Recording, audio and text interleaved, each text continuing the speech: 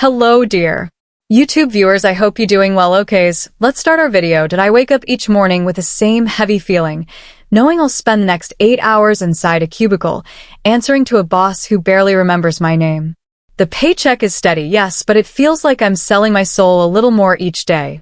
My parents, however, see this real job as proof that I'm finally on the right track. To them, stability means everything: doctor, banker, engineer, or at the very least, an office worker with a pension waiting at the end of 40 years. At family dinners, the air is thick with comparisons. My cousins are praised for their respectable jobs, their promotions, their clear futures. My father brags about them in front of relatives, glancing at me with silent disappointment, as if I've already fallen behind. My mother smiles politely, but later reminds me, in hushed tones, that I need to think long-term and not get distracted. I nod, but inside, I feel suffocated. Every day in that office drains my passion. I crave freedom, creativity, a chance to build something that's mine. Late at night, while my parents sleep, I sit in front of my laptop, pouring my energy into something else, something that feels alive. Whether it's designing products for my small online store, taking freelance gigs, or coding a prototype for a startup idea, I lose track of time when I'm working on it. One night, I land my first client. Another week, I make my first online sale. When the notification of that first small payment flashes on my screen, my heart races. It isn't much money, but it feels priceless. For the first time in years, I feel like I've touched my true calling. I realize this is what I want to do with my life, not sit in an office under fluorescent lights. But as my side business grows, I spend less time on my day job. My parents notice the change. They find me exhausted in the mornings, distracted at dinner, sometimes skipping family outings because I'm working on that silly business. The question starts softly. Are you still taking this seriously? Then the tone shifts into sharp warnings. You're wasting your time. Finally, outright anger. This isn't a real job. You'll embarrass the family if you keep this up. I try to explain. I tell them about the future, about people building careers online, about entrepreneurs who started small and made it big. But to them, all of it sounds like daydreams. They refuse to listen, their fear for my future blinding them to my vision. Arguments become louder, longer, filling the house with tension. The breaking point comes when I finally gather the courage to quit my job. I come home, determined to tell them the truth. My father's face turns red. My mother's voice trembles with fury. If you want to waste your life, my father shouts, do it outside this house. Don't drag us down with you. The words cut deeper than I expected, but I don't back down. My suitcase is packed within the hour. I take my laptop, the only tool that connects me to the dream I refuse to abandon. The door slams behind me, and suddenly the world feels both terrifying and wide open. I stand outside at night, the cool air biting at my skin, a suitcase in one hand and my laptop bag in the other. My heart is pounding, not from fear, but from the strange, thrilling sense of freedom. I have nothing certain ahead of me, but for the first time, the path feels like it truly belongs to me. The first week on my own feels like stepping into a storm without an umbrella.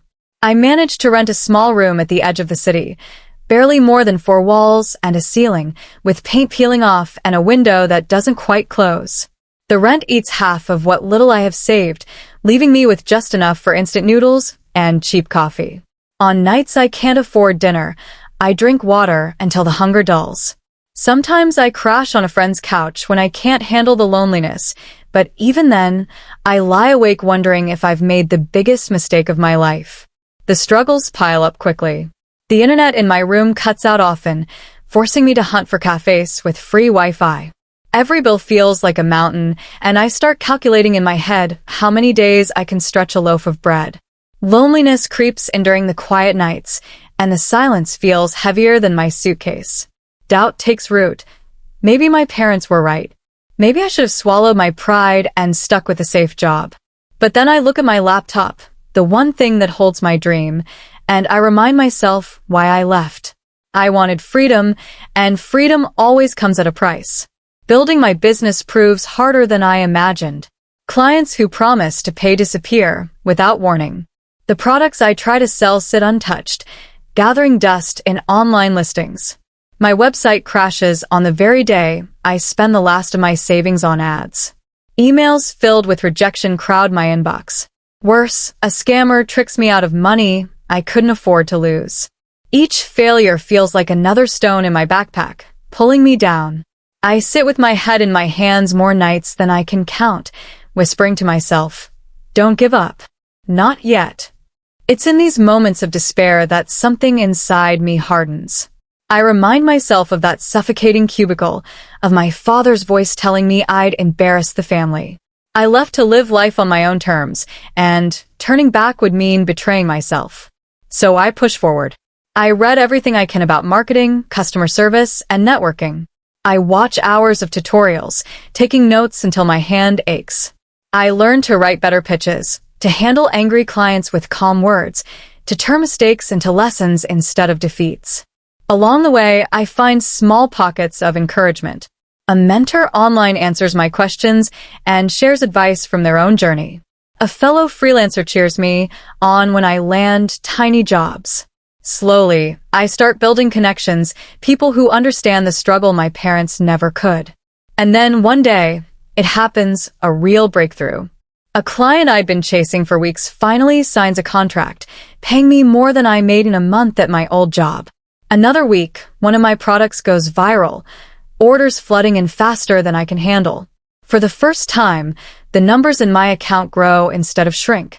But success doesn't erase the sting of home. Every now and then, my parents call. Their words aren't soft, not even curious. They're sharp reminders. "You can still come back to a real job," my father insists. "Stop wasting time before it's too late." My mother warns me that I'm living in a fantasy that will collapse any day. I tell them I'm fine, that I'm managing. What I don't say is that I still eat instant noodles more often than I'd like, that my room still leaks when it rains. I don't tell them about the nights I cry quietly, missing their approval, wishing they could just see me for who I am. The truth is, their disapproval hurts more than the failures.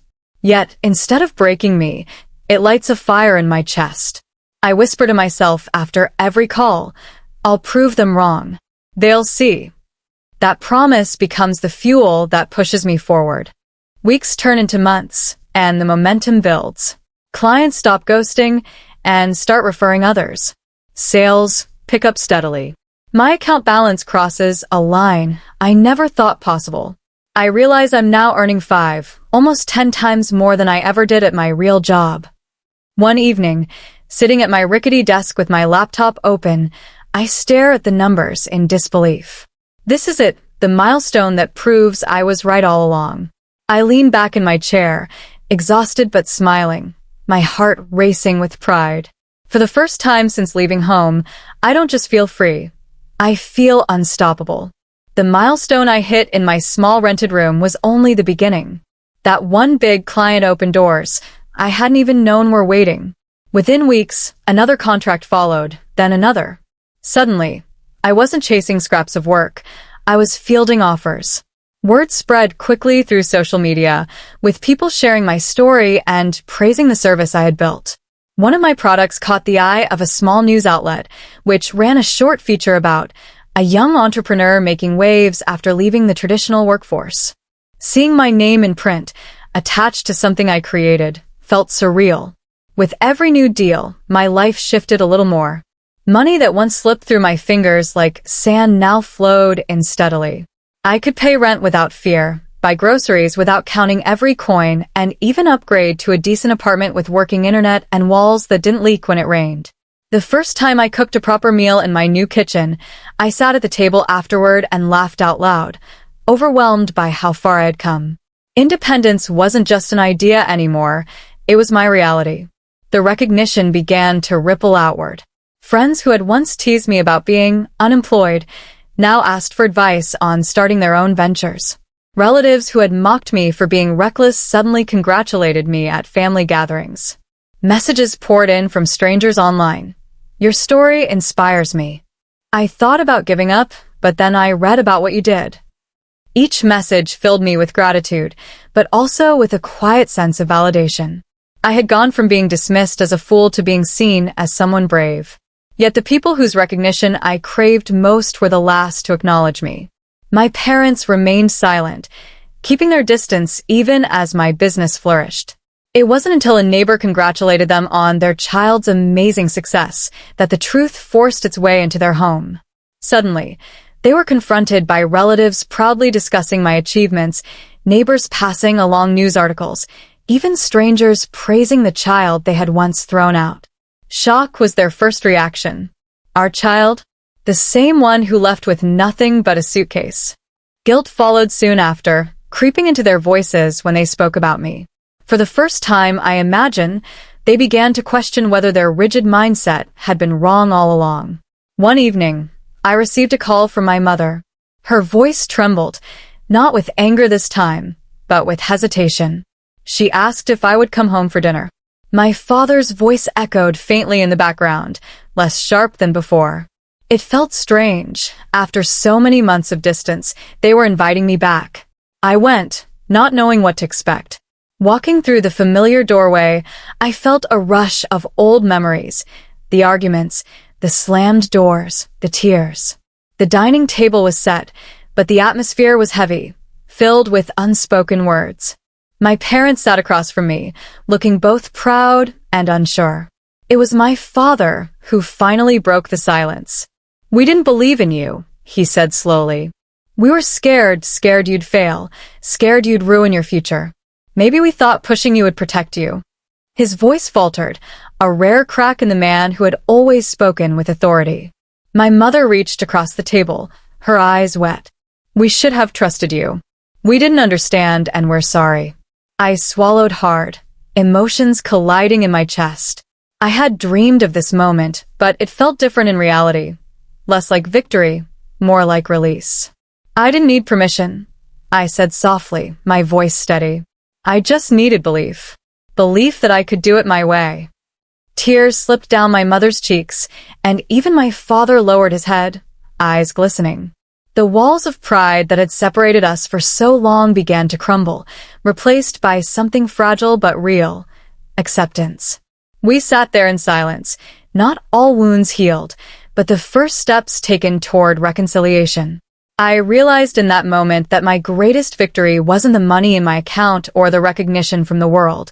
It was this, proving to myself that I was capable of standing on my own, of carving a path where none had existed before. Success had given me freedom, but it was resilience that had given me peace. And as I left their house that night, I understood that true triumph wasn't about proving them wrong. It was about proving myself right. Life after that dinner felt different. For the first time, I wasn't chasing approval. I was walking my own path with steady steps. My business continued to grow, but now I ran it with confidence instead of desperation. I no longer second-guessed every decision or feared losing everything overnight. The long nights of doubt had been replaced with purposeful work, the kind that left me tired but fulfilled.